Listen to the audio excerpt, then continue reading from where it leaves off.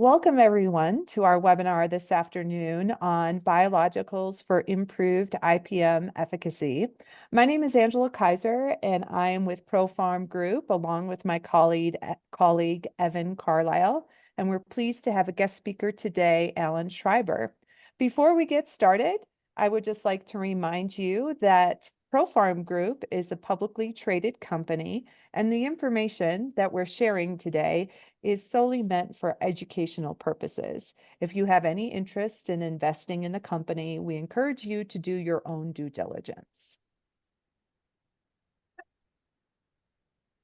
Today's speakers, as I mentioned, I have my colleague Evan Carlisle with me today, and he is the Territory Sales Manager for the Pacific Northwest, and he covers the Eastern Cascades. Evan has a master's in business administration from Western Governors University and has a Bachelor of Science in agronomy from Montana State University.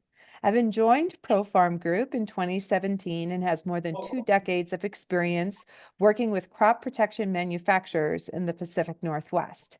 Evan's going to be covering the information about the various different products, and then Alan will cover a lot of the data and from the field insights that he has.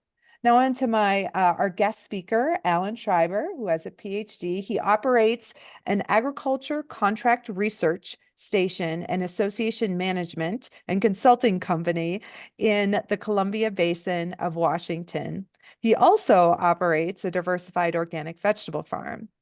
As I said, Alan has a PhD in entomology and pesticide toxicology from the University of Missouri and has worked as an analyst for the EPA and served on the faculty at Washington State University. Alan is widely recognized as an expert in the Pacific Northwest agriculture industry and has written extensively on the subject.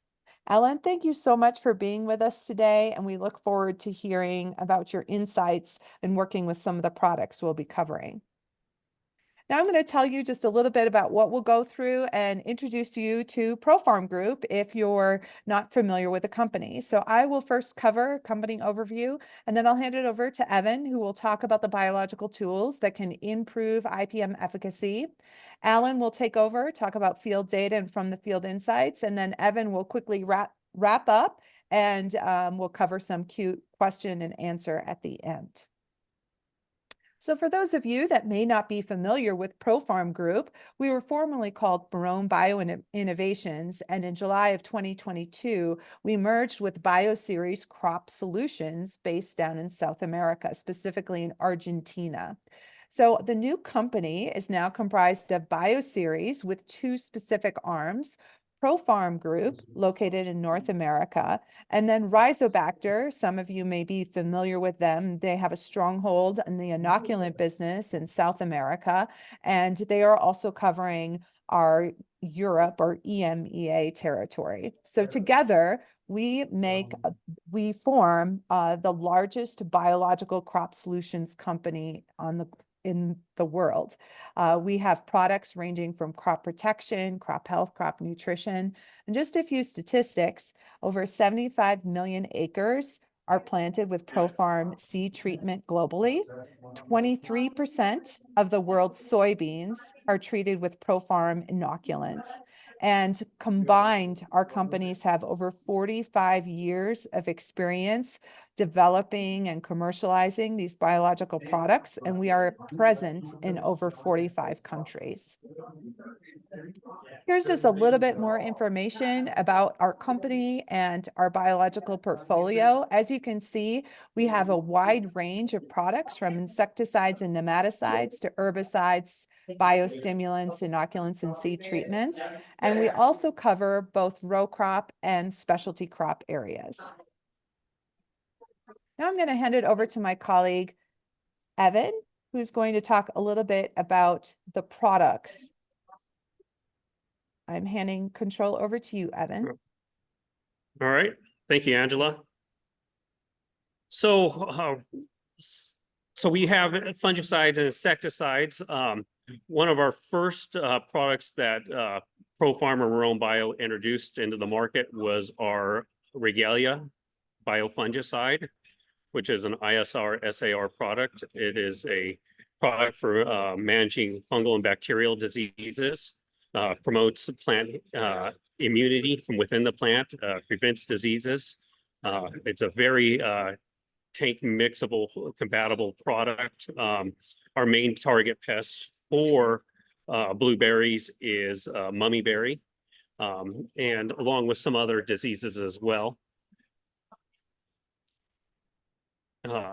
Again, our mode of action is inhibits passage and growth. It strengthens cell walls, and by strengthening the cell walls, you prevent pathogens from entering that plant. And then also we see it promotes plant growth as well.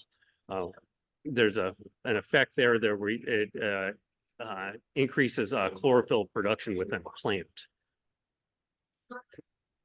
Widely used in many different crops. Again, take mix with many different other fungicides and products out there. Averages 16 to 32 fluid ounces if you're tank mixing. With other products, if you're going on a rotational basis, you can go up to, we suggest 2 quarts of regalia, 7 to 10 day apart from applications. For mummyberry, it is recommended at bud break stage for the initial application, and then 7 to 10 days thereafter, especially if you're using it by itself. But we do suggest putting it in combination as a tank mix partner as well.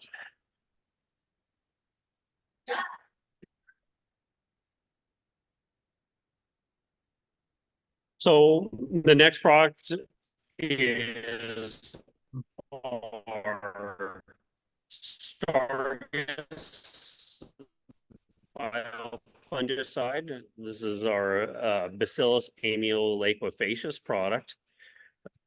It has a pretty broad spences from within, prevents diseases, forms a protective barrier, and is very compatible with other products, including Jet Ag as well. Our target disease is anthracnose, bacterial canker, and botrytis.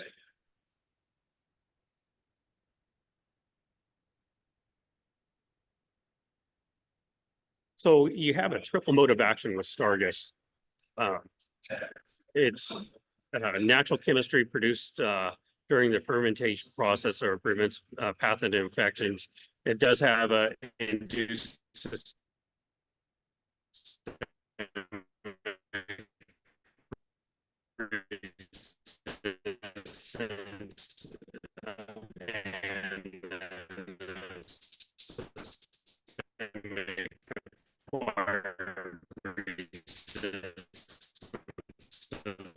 well.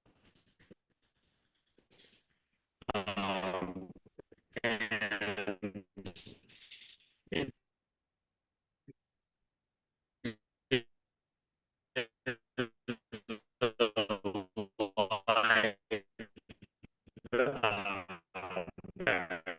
bacterium, so it does colonize the plant. Can you Evan? guys hear me okay? Now we can. If you could Yeah, just quickly I'm go having back okay, over Stargus okay, sure, real sorry. quick. Yep, so Stargus has a triple mode of action, and so it's active molecules, so it's a live bacterium. It does have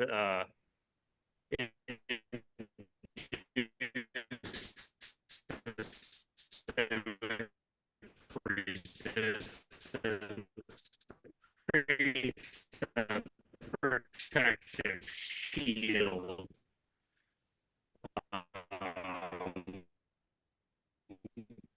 with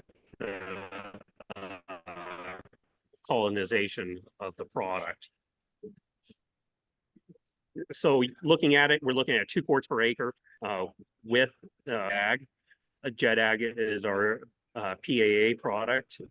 If you mix and spray right away, you will not have issues with the PAA affecting the Stargus. You can rotate with other active ingredients as well. Also, for bacterial blight, again, you can mix Jet Ag and Stargus, which is our PAA product. The benefit is this is a curative contact fungicide, bactericide, and algicide. It has all on one label, multiple uses. It does kill the pathogen. It does not have any residual effect, so be aware of that. And that's where, if you mix it with Stargus, you have a residual product and you have a knockdown product with Jet Ag. If you mix together diseases and pest targets would be anthracnose, bacterial blight, and spotted ring Drosophila. So a mode of action, again, it is a combination of parasitic acid and hydrogen peroxide, which when mixed together, it basically sterilizes. It's a very stable PAA.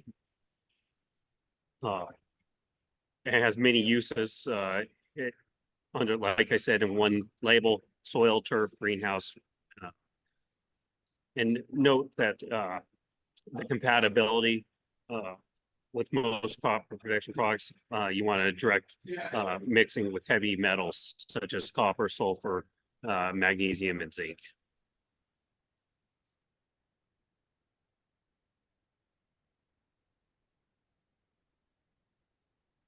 We suggest, if you're going for SWD control, mixing the Jet Ag with Grandivo for best results for SWD control.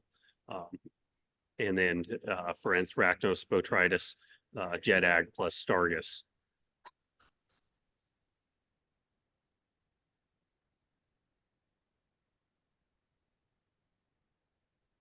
And then we have our Grandivo insecticide, controlling piercing, sucking, and chewing insects and mites.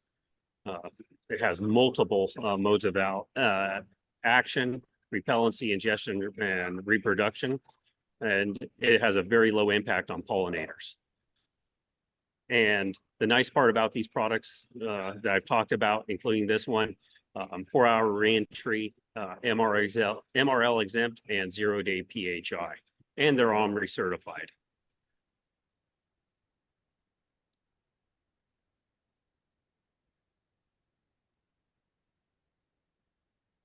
Just a little.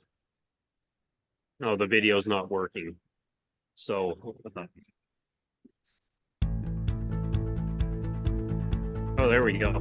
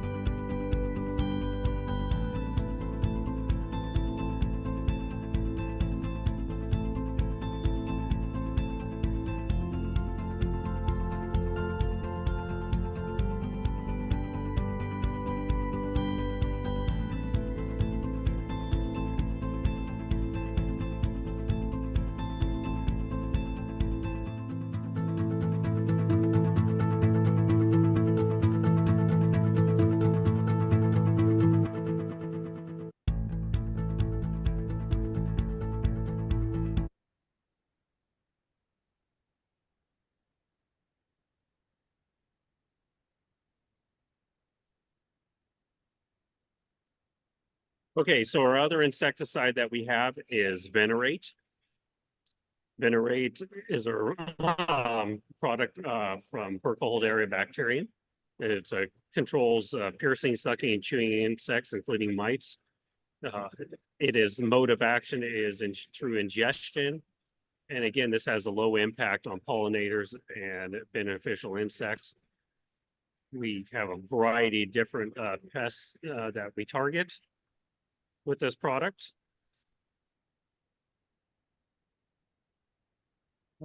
And with that, it can be mixed with many other insecticides, fungicides. If you're wanting to put several different products in a tank, Venerate would be an excellent one to mix in.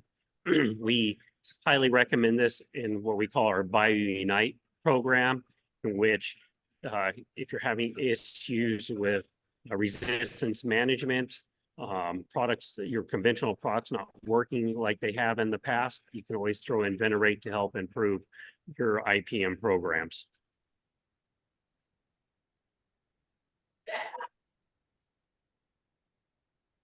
Again, very low risk for beneficial insects when using Grand Evo and Venerate.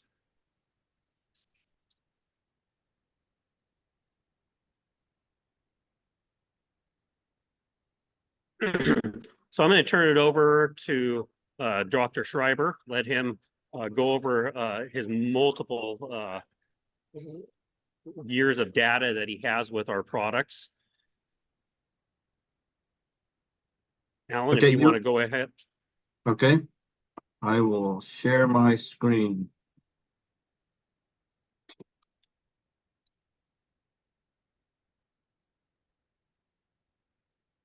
Okay, Evan or Angela, can you see my slides? Yes, I can. And if you just put it in presentation mode, that'll be Yep. perfect.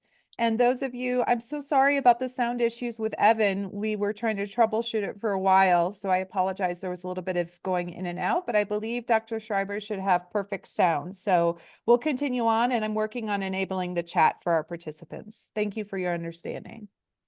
You are the first person to tell me that I sound perfect. Maybe we'll see. So listen, I actually, one of my claims to fame is I believe I have evaluated more ProFarm Marone Bio products than anybody, including anybody in that company. I've been doing a lot of work for a lot of years. But the interesting thing is the majority of the data that you will see here today, and I've got a lot, so I've got to plow through this, was not funded by Marone or ProFarm, but was funded by commodity groups, including some of this study. I'm going to focus to start with on mummyberry. This is mummyberry strike. Evan, can you see my cursor? I can. Okay. Yeah. So anyway, Okay. All right. I'm not going to ask you any more questions. Anyway, that's a floral strike right here. This is an even stronger one, and this is obviously mummyberries. If you're in blueberries, you're very familiar with this. I looked at the names of the people on here, and these slides were taken very close to where some of the people on this tour or on this webinar. This is one of the research sites we use is west of Linden. No history of fungicide use, very high mummyberry pressure when the environmental conditions are appropriate. And actually, this one was in Skagit Valley. That slide is for a slide in a minute that I'm going to do. And this is ranked by strikes. And it's from descending. So the lower the number, the higher it is, the better. And this is lime sulfur. This is OSO. These are, just so you know, there's 4 applications of lime sulfur, 6 applications of OSO at the high rate, and this was 6 applications of regalia, and it significantly reduced mummyberries. This is a trial in 2018. And again, this is shoots or flower strikes on May 15th. As you go down, it gets worse. This is the untreated check right here. And this is 2 quarts. This is 6 applications. This is a very heavy pressure situation, and regalia significantly reduced the product. We also had it here, tank mixed with Oso. That was one of the better products. Down here, you'll see this treatment here where we rotated it with some other products. This was, and I'll just tell you, it did not look as good. And the reason it did not look as good was we rotated tank mixes of products and tried to put together a program. And if you choose a poor rotation partner, not making any allegations here, your product might not work. So you need to check, you need to rotate or tank mix with the better products. You could rotate. There's several products that you could work with. Oso is one of them. I would not do Stimplex or Actinovate. This is another trial. I gotta hide my, give me a second here.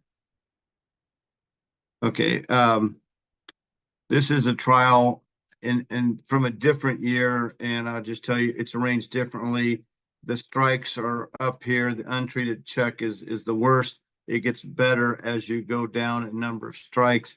This is just, the number of strikes that we could find in 5 plants, and yes, none of them gave perfect control, but this is a very harsh situation, probably worse than you'd see in a lot of commercial situations. And this was Stargus and Regalia. So we got a little bit better control tank mixing these 2 products. This is Regalia alone. And again, this 1, 2, 3, 4, 5, 6, this is 8 applications. This is in a heavy pressure situation. And even though these are separated out some, when you look at this 64 compared to 61, statistically, there was no difference. So there's no doubt that Regalia, I have multiple years of data showing significant levels of control for Regalia against mummyberry. And Angela, I have a question. I forgot to ask you. When do how much time do we want to leave for questions and answer? I think try to cover as much as you can. And of course, attendees, if you have questions, go ahead and put them in the Q&A section, and then we can manage accordingly, right? So I would say at least 5 minutes at the end for Q&A. We might need a little longer. Yeah, I think you might need longer. And if you want to slip something in along the way, I can handle this. So Okay. this was blueberry, mummyberry work. I'm going to switch to raspberries. This is a raspberry field in Whatcom County. And I want to talk about botrytis. Now there's botrytis on blueberries. We have been able to encounter better populations to test on raspberries. But if this works in raspberries, it will work as good or better in blueberries. I want to point out that we had developed resistance to finheximide, which is Elevate, and then Bosclid, which is in Pristine, and Cyprodinil, which is in Switch. And if you see the dark color in here, that is the percent of isolate from that field that was resistant. And you can see that each one of these bars is a field, and it's like this one, almost all this shows 80-90% of the isolates from this field was resistant. And so we have high levels of resistance in almost every field we looked at. There wasn't one in this field. Probably that was a field where they hadn't had a history of using Elevate. So anyway, we have a nightmarish problem with botrytis resistance.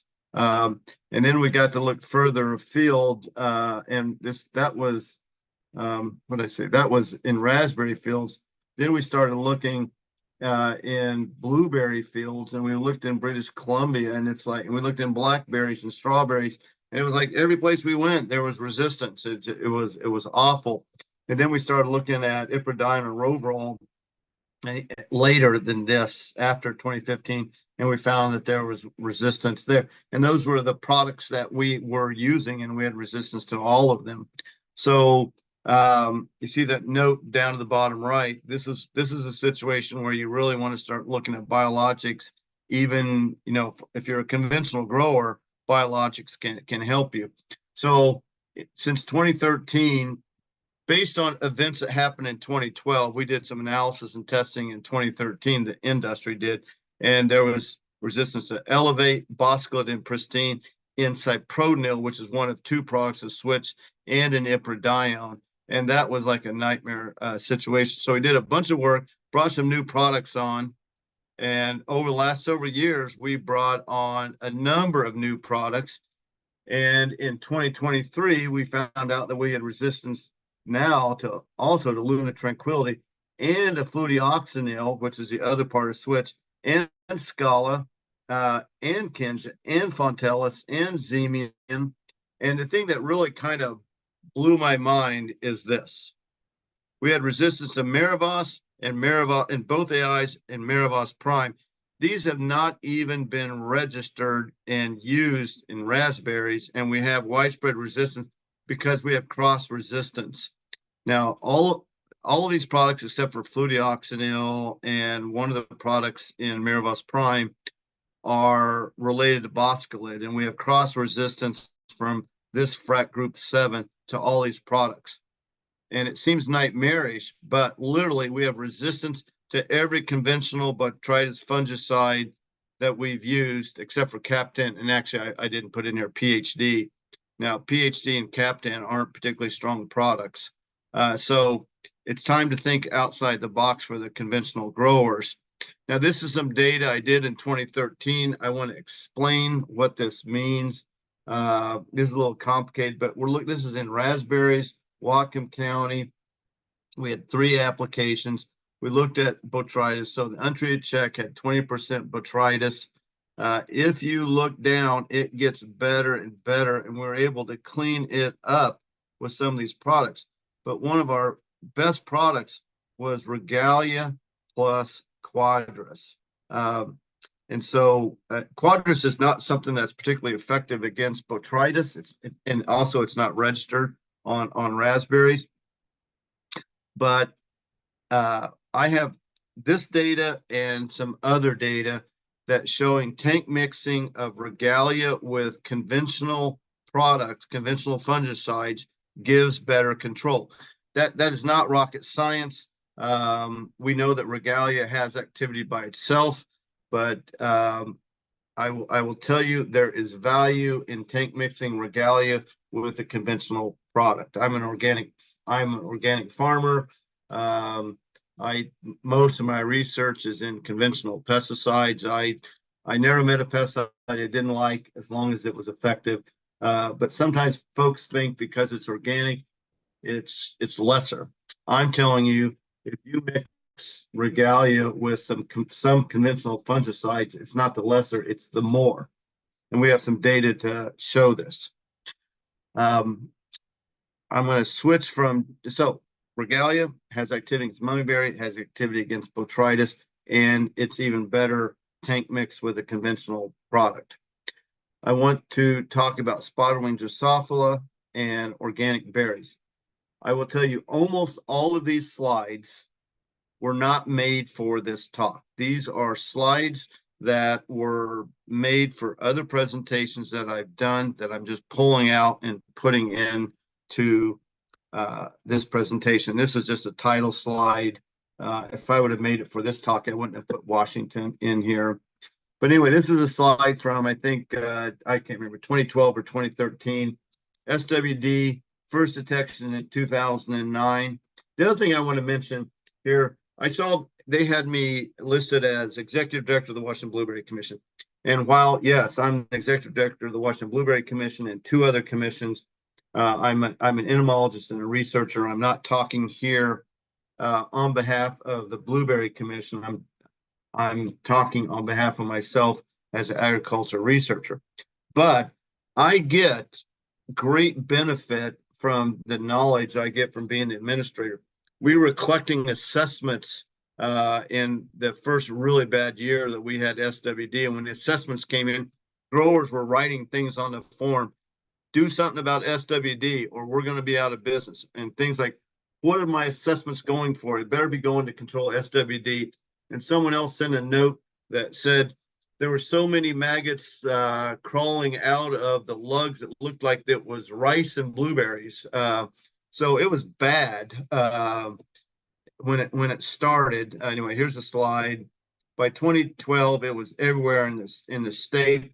We were scrambling to do work, trying to figure out how to control it. I had a hard time getting SWD in blueberries in Eastern Washington. They're just not as bad here. But I have some blackberries, and you see these stakes here. Well, we did these replicated trials where we went like from here down to here. This is our untreated check right here. And you see these stakes. So from here down to here is a plot. And we made these applications. This is a 2013 efficacy trial. This is a trial that put Jet Ag on the map. So Entrust is the ticket for controlling SWD organically. It is great. But this is a trial where we put Jet Ag in. This is at a lower rate. I noticed that Evan was talking about using it at 5%. At this time, we didn't know much about this, but this is the first data that I'm aware of that showed Jet Ag had activity against SWD. What's interesting is Jet Ag does not kill SWD. It doesn't kill the adults. It doesn't kill the larvae. What it does is and somebody can correct me if they think I'm getting this wrong, but my understanding is this surface sterilizes the fruit. So when the female comes in to lay eggs, she has her haustellate mouth parts that sponge around, making sure that there's adequate, that this is a blueberry, and they look for the yeast and the other things on it that signify that it's blueberries. This cleans it off, and this cleans it off, and they don't recognize it as a food source. Now, as you'll see, there's still, it's not as good as Entrust. And in my opinion, I'll get into this. I don't think of this as a standalone product. You want to throw it in with another product. The other thing I want to mention as a side note is my single biggest research project last year and this year is looking at cleaning out drip lines, in this case in hops. And peracetic acid is a great, this is a side note, but just listen up on this. The reason we got, this is in the hop industry, the EU has put MRLs on chlorates.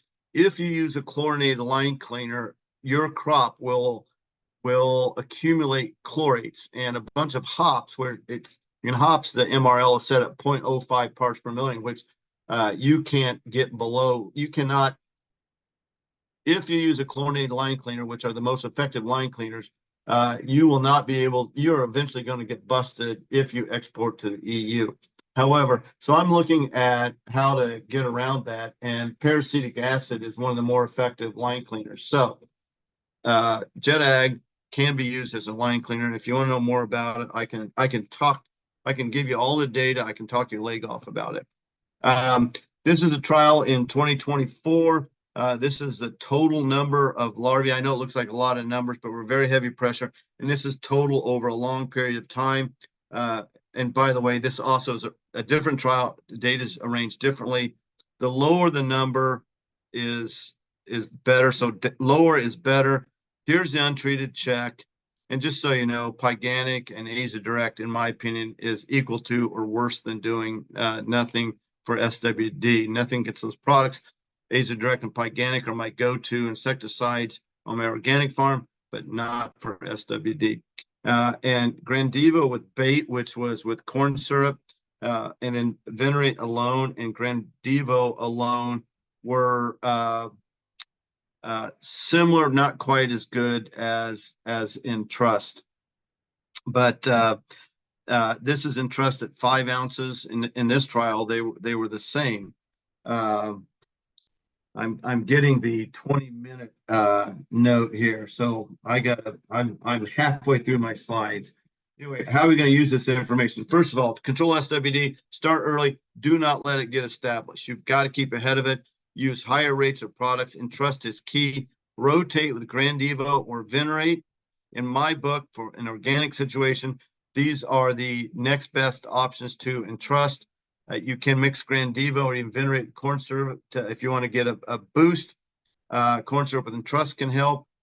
Include Jet Ag with Venerate and Grandivo. So you rotate higher rates, tank mix, start early, short intervals. The majority of the organic blueberries in the U.S. are now using Grandivo or Venerate with Jet Ag in rotation with entrust. And so there's a lot of organic blueberries on the West Coast, and this is the recommendation. Now, I want to mention some other products. This is Magnivus. This is their new nematicide.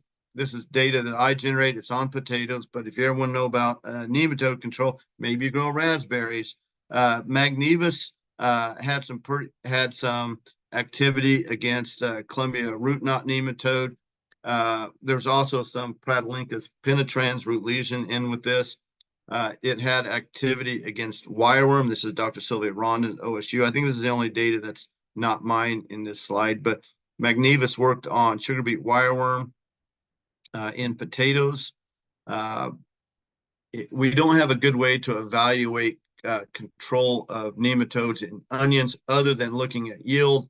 And this low yield was caused by nematode damage. We had higher yields for nematodes. This is some data. This is on potatoes, and this is incident. This is percent of tubers with damage. So 39% untreated check was the worst. Which is what you hope. And it gets lower and lower. And this is a very awful, terrible, no good disease nematode area. But if this slide continues on, and just the reason he's presenting this is because if you have issues with nematodes, this product will be coming out later this year. It's not EPA registered yet, just be aware of that. But he just wanted you to know that there are products available coming for nematode control. So that's why he's Alan's showing this. So anyway, Magnivus, followed by Vidate, was one of the most effective programs. They have what's the registration status of Bountify? Is it registered now? Same thing. No, same thing. Magnivus and Bountify are in the same boat, just waiting on EPA registration, and then okay, later on. So okay, but we can kind of probably move ahead. All right. Bountify has activity against wireworm, has activity against great mealybug. I want to mention about aphids. Aphids are becoming a big problem on blueberries. Now we've got a lot of I'll move on here. We've got a lot of aphicides on blueberries, but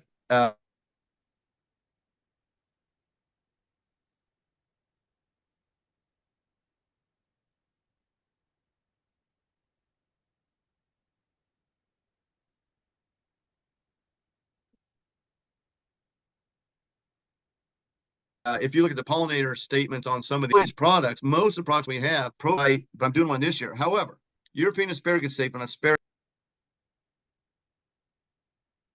Did we lose him? Yep. Okay. Shoot. All right. Well, unless he can come back on. Oh, here he is. I lost you guys. There we go. Okay, you're back on, Alan. Anyway, here's Venerate and Grandivo. Oh, you need to reshare your screen, Alan. Oh, all right. Sorry. Let me do that. I do not know what happened. Give me a second here. Going to share.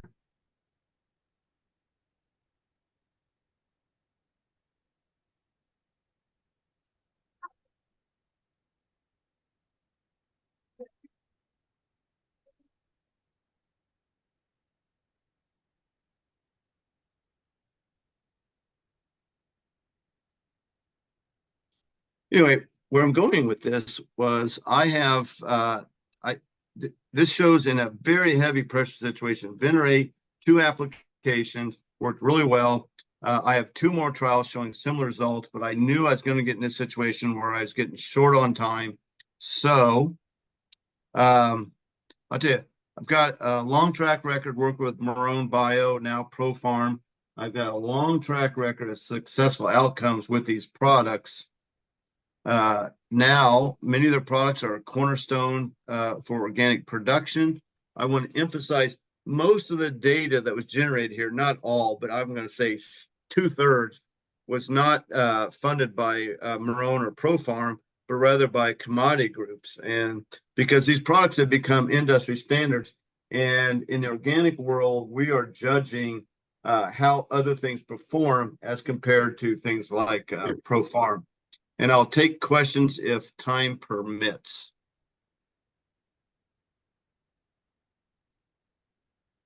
Absolutely. Thank you, Alan. We've got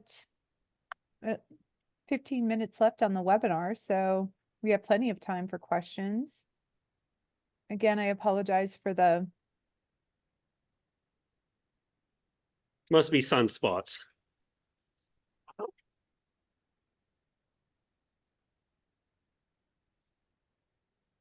Any questions for Alan or I? So there's a question, Grandivo on two-spotted spider mite eggs. It's just a question.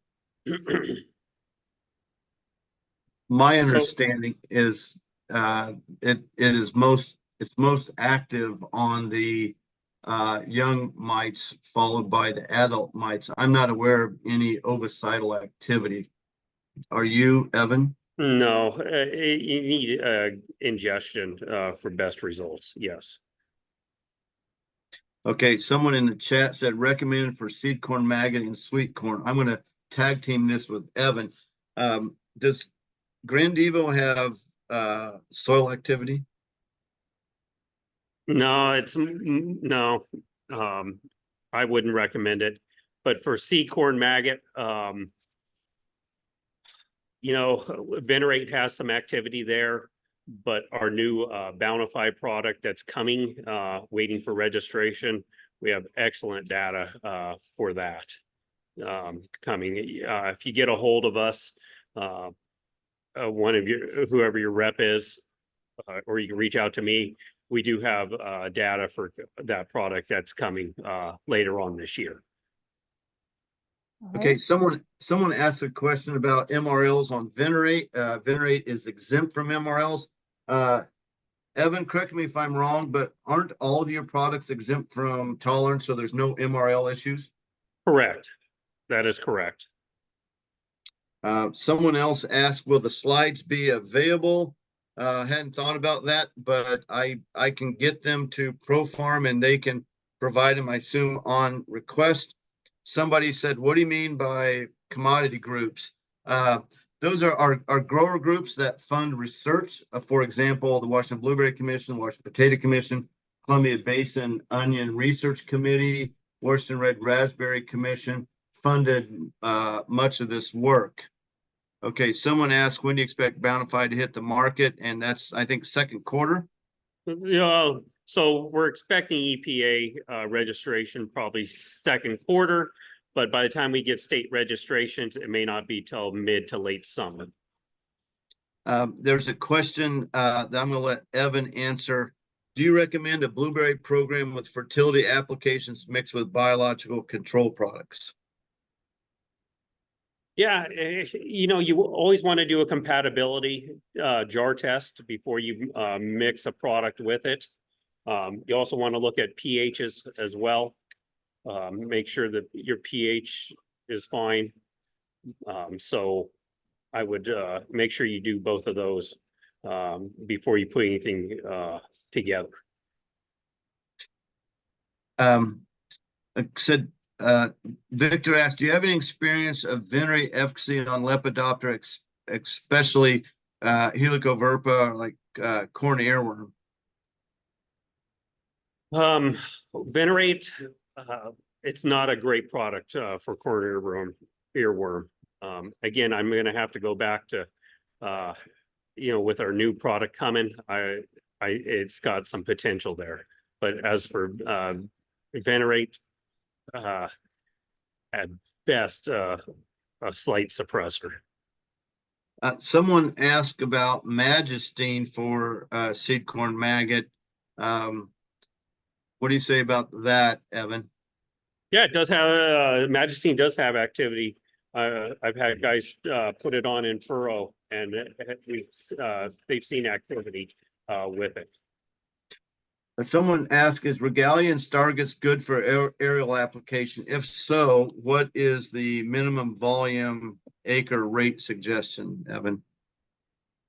You definitely want to go with as much water as you can if you have to aerial apply. Water is important for coverage. So minimum, you want to max that out as much as you can, and then you would definitely probably want to go a higher rate with that.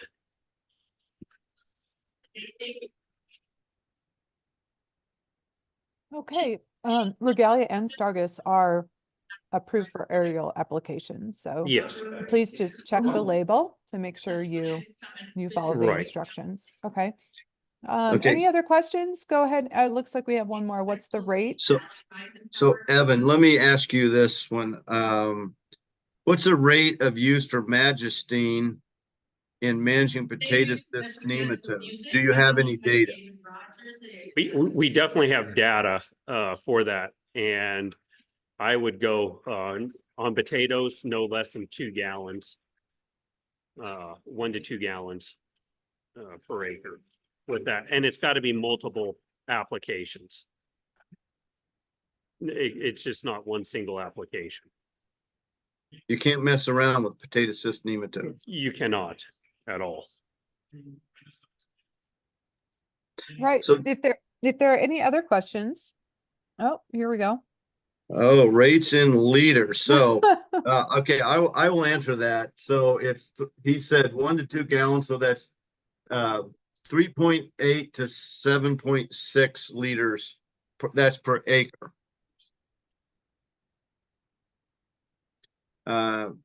So thanks for the response. We're talking about drone application. Is the reason why we're limited with volume?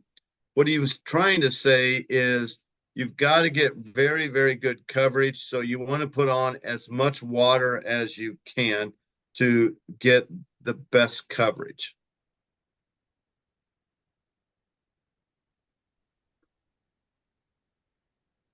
Coverage is key with these products, and the more water volume, the better. I think Especially a drone application would be great. Yeah. Yep. We actually did a drone webinar earlier last fall, and that recording will be up on YouTube shortly. So stay tuned to our YouTube channel for that recording. Lots of good tips on using drones for crop protection products. So, Hamidreza, they're going to talk to you separately. This about that question. They got your contact information, I'm sure, and that is a conversation for another time. Okay. Evan, why don't you take it over? Let's do a wrap up, and then if there are any final questions, we can answer them at the end. All right. Well, I want to thank everybody for coming, and if you have questions about our products, please reach out to all of us. Our products, our fungicides, we have a pretty wide spectrum of fungicides, broad spectrum, from a knockdown material to preventative products. And then with our insecticides, Grandivo Venerate, again, it is broad spectrum, and these products are here to help improve on what you're using now. So your IPM programs, you should really be looking at products like this. These are products where I have found with my customers that and a lot of it I have go on conventional crops where they're thinking outside the box when it comes to using products like ours to help improve on what they're already doing. So keep in mind our products, pretty broad spectrum of protection. and insect resistance management, and going and trying these products is probably your first step in really getting a better understanding. And so I would suggest, if you have questions, if you haven't used our products, or if you have, reach out to one of us in the field, and we'd be more happy to talk to you about it. Hey, we got Evan, we got a question. Yeah. What would you recommend adding in a mummyberry program on a conventional blueberry system? This is what you do. You can add regalia at 1 to 2 quarts with your conventional program. Particularly if the disease pressure or conditions are severe, is where you're going to see the best bang for your buck. But Evan, how do you feel about that response? Say that again. I cut out for a second. They want to know about what would you recommend adding in a mummyberry program on a conventional blueberry system, and I would say regalia at 1 to 2 quarts. Yes, I agree. Tank mixed. Yep. Tank mixed. Yep. Yeah. And again, regalia can be pretty much mixed with anything if out there. So yep. Jose, that video recording that you're asking about, Evan Carlisle showed the guy that's talking here is the one that had that video with the mites. Yep. Yeah, So, and Jose, if you go to our YouTube channel, if you just go to YouTube and search Pro Farm Group, our channel will come up and you can see the information there, okay? Go ahead, Evan. up here is our list of our team, a Pro Farm team for contacts. Feel free to go on our website as well and find who your rep is.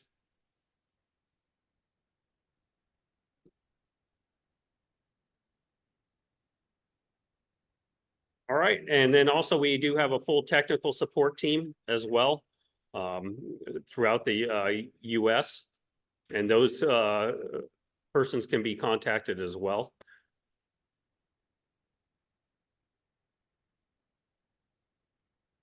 All right, any other questions that we can answer before we leave?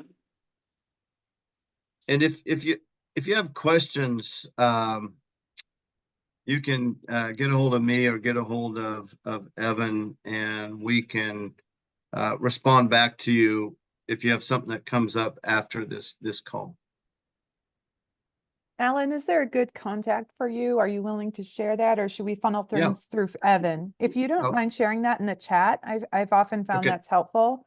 Okay, and then I will do that. Doing it right now. Excellent. And while you do that, just a reminder, profarmgroup.com. If you click on Talk to an Expert, that'll take you to a page, and there will be the contact information for our sales team there as well. So lots of different ways to find the contact information for our different crop consultants or PCAs throughout the country. If you weren't able to screenshot the slides, we will do a follow-up email with a link to the recording and a copy of the slides in PDF format, so you can reference those after the webinar should you need it. Thanks so much, Alan, for putting that in there. I appreciate it. Any final questions? All right, gentlemen, I think that's a wrap. Again, appreciate your patience with the technical challenges today. That's the first in a long time. We haven't, but it happens. And thank you all for joining us. And Evan and Alan, really appreciate your time and sharing your expertise, and look forward to hopefully seeing some of you on a future webinar. Have a great day, everyone.